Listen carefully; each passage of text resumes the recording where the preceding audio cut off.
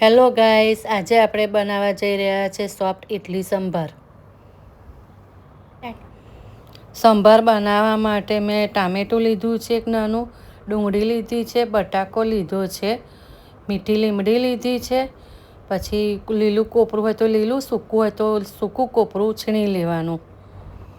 તેલ થઈ ગયું છે આપણું. તેલ થઈ ગયા પછી એમાં નાખી રહી મેથીના દાણાના રહી થઈ જાય પછી હિંગ અને લાલ આખા મરચાં નાખવાના. એ બી થઈ જાય ત્યાર પછી આપણે નાખીશું ડુંગળી બટાકો જે છે તૈયાર એ નાખી દઈશું. ત્યારબાદ આપણે એને થોડી વાર શેકાવા દઈશું. ડુંગળી ને બટાકો શેકાઈ ગયો છે. એમાં જશે મીઠી લીમડી. ગેસ થોડો ફાસ્ટ કરીશું. એમાં જશે ટામેટા,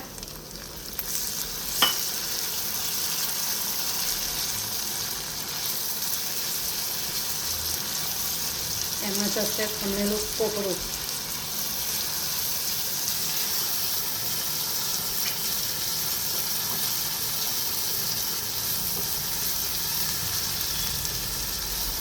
હવે એમાં જશે અડધી ચમચી મીઠું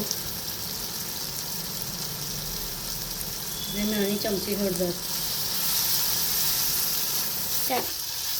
આ બધું શેકાઈ ગયું છે. હવે આપણે થોડું નાખીશું એક નાની ચમચી લાલ મરચું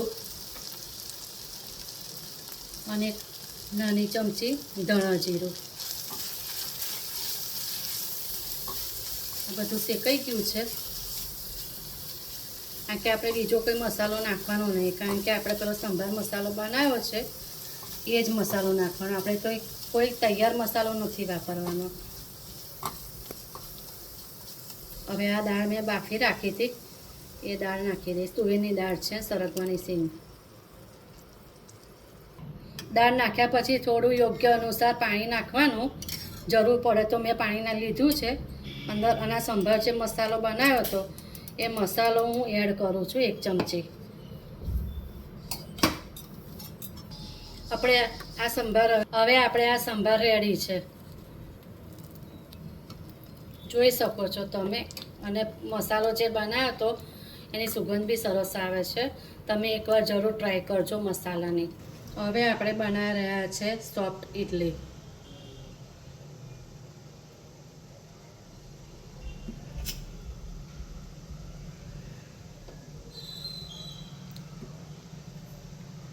હવે આપણી આ ઇડલી તૈયાર છે.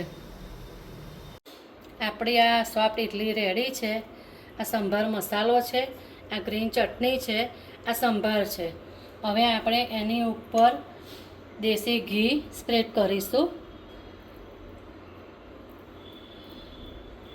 તમારે ઘી ના સ્પ્રેડ કરવું હોય તો તમે સ્કીપ કરી શકો છો.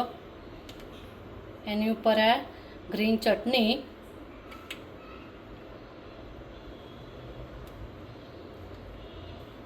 આ સંભાર મસાલો છે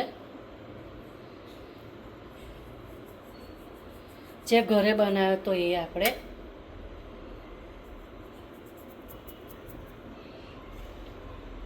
હવે આ સંભાર આપણે રેડીશું.